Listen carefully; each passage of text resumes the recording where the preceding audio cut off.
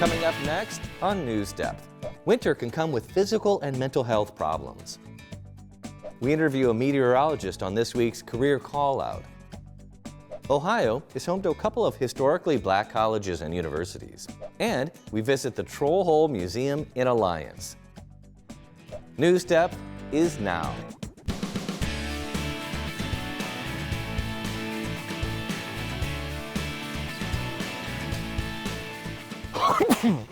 Oh, excuse me. Winter can turn our noses a bit stuffy sometimes, don't you think? Hi, I'm Jeff St. Clair in for Gabriel Kramer. Thank you for joining us. With the holiday season in full swing, respiratory virus season is ramping up across most of the country. Forecasting from the U.S. Centers for Disease Control and Prevention suggests there will be about the same number of hospitalizations as last season. In today's Health Minute, Mandy Gaither has a look at the latest data and how you can stay healthy. Across the U.S., flu, COVID-19, and RSV are spreading. It is that time of year, and we know that all of the respiratory viral illnesses are starting to ramp up. While outpatient visits for flu-like illnesses are lower than this time last year, they're still higher than the previous 4 seasons. I was in the hospital on call this holiday weekend, and I'm certainly starting to see more people being hospitalized, mainly with COVID. Dr. Kristen England with Cleveland Clinic says it's not too late to protect you and your family through vaccination. More than a third of adults and children have gotten a flu shot this year. When it comes to the new COVID-19 vaccine, nearly 16% of adults and just over 6% of children have gotten it, and nearly 15% of adults ages 60 and up have gotten the new RSV vaccine. Thank you, Mandy. The gloomy weather can cause some people to feel a little blue. Seasonal affective disorder is a type of depression that occurs at a specific time of year, usually in the winter when daylight hours are shorter. Some people experiencing winter blues may feel a decline in energy, mood swings, or even irritability during the colder and darker months. Natalia Garcia has 5 signs of this disorder and how you can cope. The weather is changing. The days feel shorter, it's colder and more dreary, and getting darker earlier. These can all be triggers for seasonal affective disorder. It occurs in 1 to 10% of Americans. It's more common amongst females and people who live in colder climates. Psychologist Susan Albers with the Cleveland Clinic says this disorder is caused by a shift in the seasons, which can disrupt our internal clock with less sun exposure. This in turn interrupts our natural internal clock. As a result, there is a drop in serotonin, which is a neurotransmitter that regulates our mood, as well as melatonin, which regulates sleep. Albers says to watch out for these signs: feeling down or unmotivated, loss of interest in things you used to enjoy, shifts in appetite like eating more or craving carbohydrates, changes in sleep, usually sleeping too much, and loss of energy. The symptoms are similar to depression, but they are much milder and they pass when the spring arrives. Spending more time outside during daylight hours has shown to improve seasonal affective disorder. But since you're not getting as much vitamin D from the sun, Albert says you can eat foods rich in it, such as salmon, mushrooms, eggs, fortified bread, and milk. And you can also try talk therapy or journaling. This will help to change some of the negative thoughts you're having during the winter months, as well as establish healthy routines around sleeping and eating. Thank you, Natalia. Taking care of mental health is a priority. For our write-in question this week, we want to know, how do you take care of your mental health during winter? Catch next week's episode to hear some of your tips to cope with the winter blues. Now, before Thanksgiving break, we asked you to send in your questions about a career in meteorology. Meteorology is the scientific study of the atmosphere, including weather patterns, atmospheric conditions, and climate. Meteorologists use various tools and techniques to observe and analyze the atmosphere, such as weather balloons, satellites, radar systems, and computer models. They analyze data to make forecasts, issue warnings for severe weather events, and provide information about atmospheric conditions to help people make informed decisions. If your favorite classes are math and computer science, maybe meteorology would be a good career for you. This career requires a bachelor's degree. The average salary for a meteorologist in 2022 was around $83,000 per year.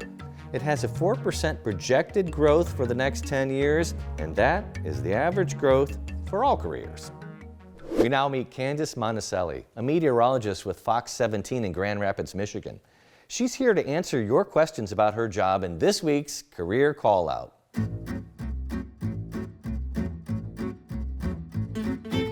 Well, I'm Candace Monticelli, a meteorologist, morning meteorologist at Fox 17 in Grand Rapids, Michigan. So we're going to answer some questions. And first we have Olivia from Lincoln View Elementary in Van Wert. She wants to know, what is the hardest part of your job and do you enjoy it? I would say the hardest part of my job is learning the science, putting all the science together and figuring out what you need to do for a forecast. We make every forecast every morning. I have almost 30 tabs open on my computer, look at a bunch of different models, and you need to put it together. So that's one of the hardest parts, but it's also one of the most fun parts to put together, learn the science of what's happened in the atmosphere on the day of, or that weekend of, or that week of, and give it to our viewers. So it makes it a little challenging, but also fun at the same time to kind of dig into the science a little bit each and every day. Addie from Emmy Elementary in Cincinnati wrote, "Dear NewsDepth, I only have one question. When they do the weather, does your director tell you what to say, or do you go to a lab to predict the weather and then remember and say it? Thanks for answering." Well, we definitely don't get told what to say. We don't have a script though. So that's the interesting part, is everything is what we call ad lib. We kind of just talk our way through it, and we use the pictures that you see on air of our weather graphics. That's our weather story. And we use that as our quote unquote script. So we use the pictures and talk from the pictures and describe what's going on. Danny from Buckeye Intermediate in Medina wants to know, how could you possibly predict the weather days before? Great question. Definitely can be a challenge. Really, we focus on the next 3 days. 7 days out, we really just see where the trend is going. And there's a difference between forecasting weather and climatology. Climatology looks at things more as a whole.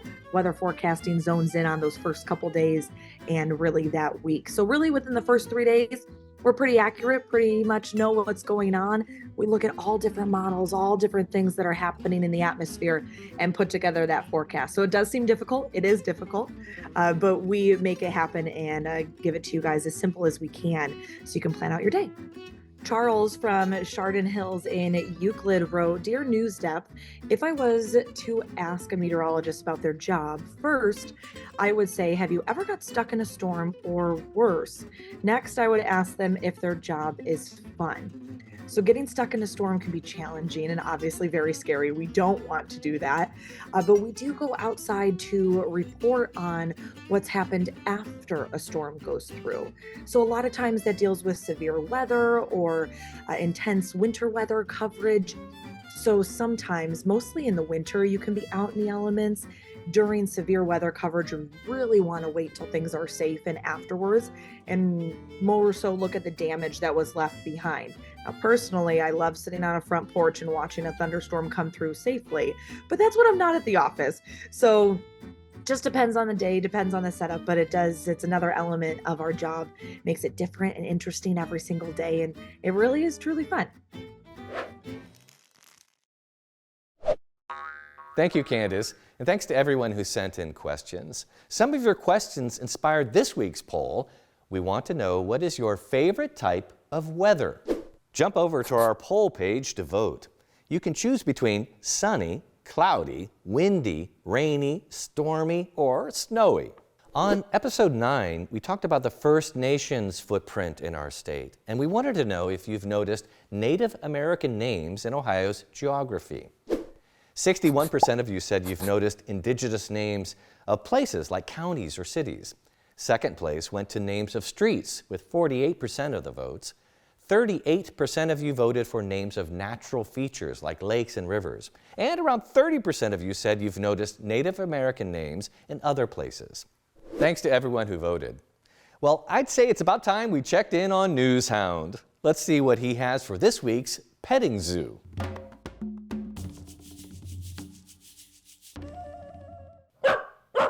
Hi, Newshound. Hey, I have a question for you. With the weather changing, what do you wear when it's chilly out? Okay, how about when it's raining? Oh, nice rain jacket. And what do you wear when it's snowing? Of course, you have a winter jacket. You're so prepared. Well, what did you prepare for this week's petting zoo? Oh, a story about a farm in Colorado with a fun Thanksgiving tradition of treating their turkeys to a special dinner. To find out what was on the menu for the turkeys, click the petting zoo icon at the bottom of this episode page. Up next, we check out some schools in Rhode Island that have a great program to teach their students vocational training to be auto mechanics. Vocational means relating to a job or career. And now, thanks to a car dealership, these students are getting hands-on experience on cars. Samantha Reed has the story. At the Tasca Automotive Center in Cranston, technicians are working wonders on all kinds of cars.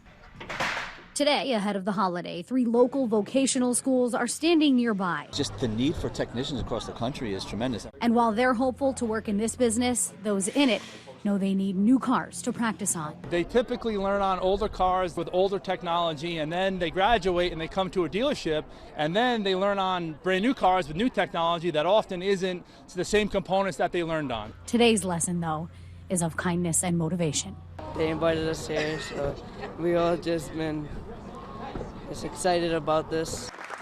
Because these students studying the automotive industry in East Providence, Warwick, and Davies just learned they're the recipients of top-of-the-line vehicles.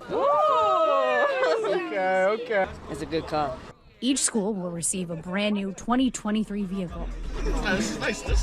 I was grateful that our class gets this and we get the opportunity to learn more about the future cars. Donated in partnership with Ford, Tim Mitchell, the manager of Tasca's Truck Center, got the wheels turning and says providing an opportunity. You're not wasting $30,000 to $40,000 on an education. Your education is your job.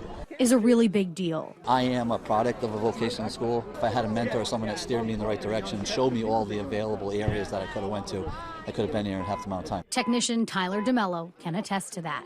Here I am, making a life. The 26-year-old says Tasca and their knowledge have provided positive guidance. It's how I put food on the table. It's bread and butter. I'm actually wake up happy to come to work every day. Management hopes this will make a difference not only in their schools, but they hope it'll be a driving force to let kids know they care. They're going to learn from these vehicles, and it feels good to play a small part in that. It's amazing. I want to hire every single one of them. Thank you, Samantha. Staying in New England, kids at a Boston area middle school can now get free haircuts at a real on-site barber shop. As Christine McCarthy reports, the school hopes it will boost students' confidence, improve attendance, and help families that may not have the time or money to book appointments.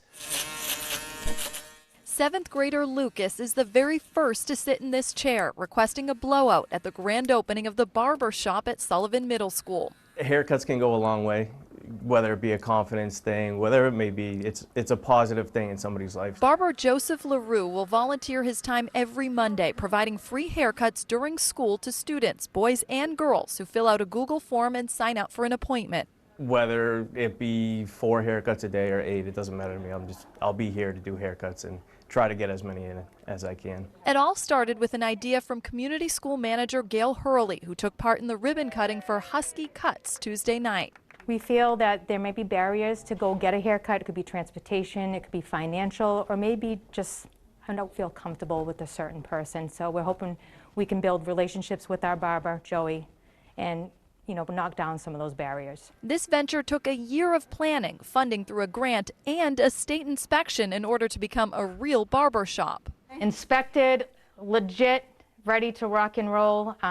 Wicked excited. This is like a long time coming. Lowell's mayor presented a citation for this pioneer middle school program, a first in the state, something administrators hope will increase students' confidence, improve attendance, and help families who don't have the money or time to book appointments outside school. LaRue knows how important his role is and hopes to be a mentor or just a friend to anyone who sits in his chair. Just trying to give back to the community that I grew up around.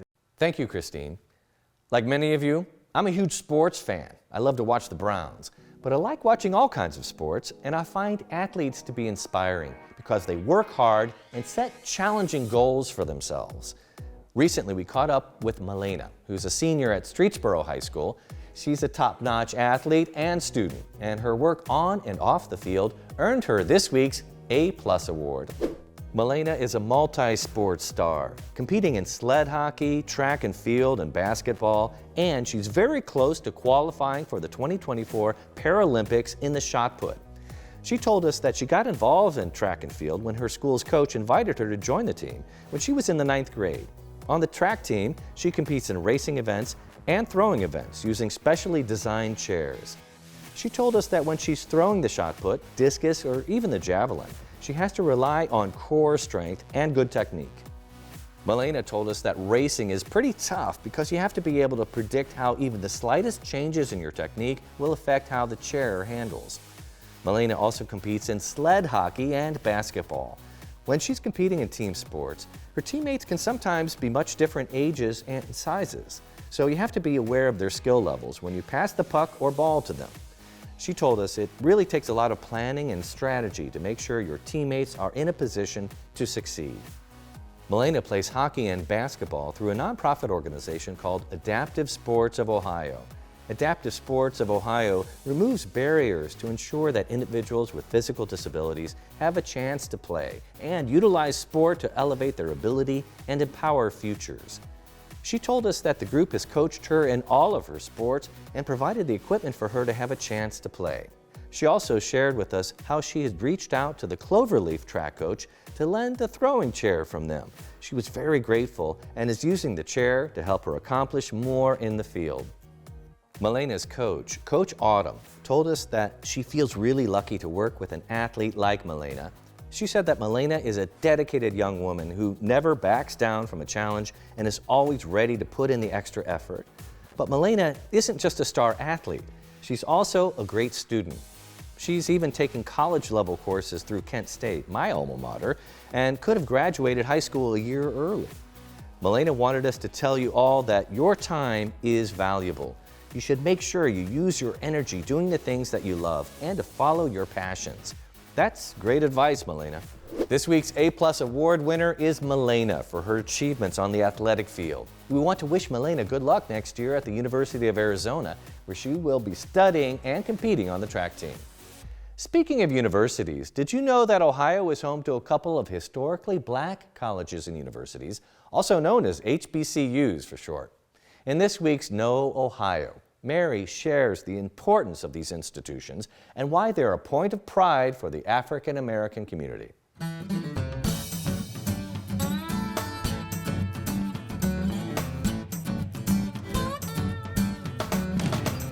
Can you imagine someone telling you you can't go to a school just because of the way you look? And I'm not talking about a dress code violation. Before 1960, the United States was a very different place for African Americans. In some parts of the country, they were segregated. That means they were barred from many public spaces. Movie theaters, restaurants, and buses all had separate areas for black people and white people. And they even had separate schools. In many southern states, African Americans were forced into separate schools until high school, and higher education was mostly off limits. Some colleges and universities barred African Americans outright. Others just made life very difficult for them. Here in Ohio, some of our colleges were welcoming to all students. In fact, Oberlin College was one of the first colleges in the country to educate black students and women. But getting a higher education, even in a desegregated state like Ohio, was often tricky for black students. For instance, although Ohio State graduated its first African American student all the way back in 1892, black students were not allowed to live on campus until the 1940s. And finding housing off campus was often impossible due to racism. It's for these reasons that schools dedicated to educating African Americans were created. The first historically black colleges were established in Pennsylvania, but very soon afterward, in 1856, Ohio's first black college was founded. Wilberforce University was established in Xenia through a partnership of two churches, the African Methodist Episcopal Church and a mostly white church from Cincinnati. Its first board of directors included several notable black ministers, along with then Ohio Governor Salmon P. Chase. Many of its first students were free slaves from the South, seeking a better life in Ohio. They took classes in teaching, law, and religious studies. During the Civil War, the school was purchased by the African Methodist Episcopal Church, making it the first private black college and the first to be owned and operated by African Americans. In 1888, the state of Ohio recognized how important this school was and funded a sister school, Central State University, to teach skills related to industry like manufacturing. Both Central State University and Wilberforce have educated generations of leaders, men and women who went on to become teachers, ministers, doctors, politicians, and entrepreneurs. And the schools continue their mission of educating students regardless of race, because although they were created specifically to educate black students, they admit students of all races. Outside of Ohio, there are over 100 of these schools still in existence. These historically black colleges and universities hold a special place in American history and are a great source of pride for African Americans. Thank you, Mary. A Texas woman has taken her love for dolls and her pride for HBCUs to create a line of dolls. Sydney Persing has the story. As a little girl, Brooke Hart Jones loved dolls. As a young lady, she attended an HBCU. And as a grown woman, 3 years ago, she decided to get an old classmate a gift. I was looking for an HBCU doll to gift someone during the pandemic and couldn't find it. And I was shocked, and I'm like, surely these exist. But dolls representing students at historically black colleges and universities did not exist. So the Dallas toy buyer, furloughed by her company during COVID, decided to make some herself. And so that's how it came about. Brooke handmade them. Her husband packaged them, and they sent them to the few folks who bought them. Now, they are sold everywhere. Target, Walmart, Sam's Club, Amazon. Young black girls all over the country are buying and loving them. The 11 HBCU dolls have different skin tones and hair textures.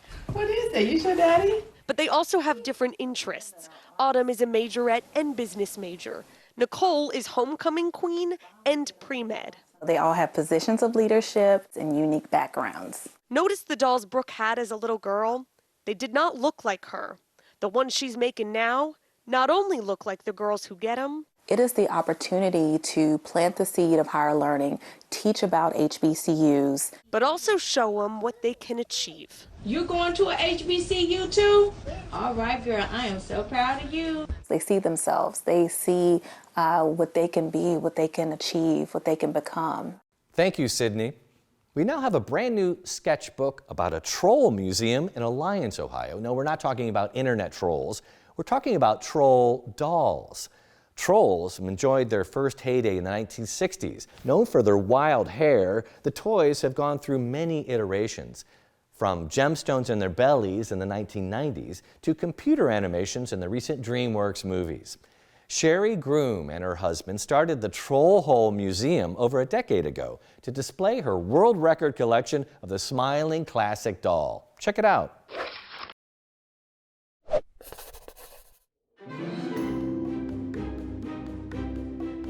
When you collect trolls, it's like, why trolls? And all the people I pooled and myself, it's something about the eyes and something about the hair. Me personally, I believe it goes much deeper, that troll dolls represent some universal concepts of kindness, goodness, and cooperation. The majority of them are made, with their hands out, like they're hugging. That's a kind of a pretty positive message to put out there, especially with a lot of toys, a lot of different messages going out, but the trolls are all about happiness and loving one another. 1950s, a fellow in Denmark, he was a wood handyman, and he crafted this iconic image of a troll doll. So this iconic image went viral. So these iconic dolls, copied in many different variations with more pointed ears. They have certain characteristics you can recognize them by. They have 4 fingers, 4 toes. They have, of course, the big ears and big noses. When I started this project, I managed to amass about 2,000 trolls. Now I've amassed over 40,000 pieces, trolls, troll dolls, and troll memorabilia. And the interesting phenomenon is that they continue to roll in on a fairly regular basis of donations. The lady in Spain likes to make her own custom trolls. She did the tiniest ones, like less than half an inch. Well, my favorite troll was one of the, what I call primo trolls, one of the Dom trolls, but it's the bigger size. So that was my first troll that I got that was the more rare and unusual and made in Europe. What I grew up and what I got into was the battle trolls. The ones that are kind of like a combination of a G.I. Joe, like a troll, and maybe a turtle. So my background was mental health nursing, but I always knew that enjoyment and laughter is the best therapy. And so it's very enjoyable to work here and share my passion with the people, and it inspires them to then go out and be creative and do things outside the box. Special thanks to Ideastream's Carrie Wise for sharing that story with us. Okay, I think that's all the time we have for today, but we always want to hear from you. And there are plenty of ways to stay in touch with us. You can write to us. We're at 1375 Euclid Avenue, Cleveland, Ohio. Our zip code here is 44115. You can email us at newsdepth@ideastream.org, or you can tweet us. Our handle is at NewsDepth, Ohio. Thank you for joining us. I'm Jeff St. Clair, and we'll be right back here next week.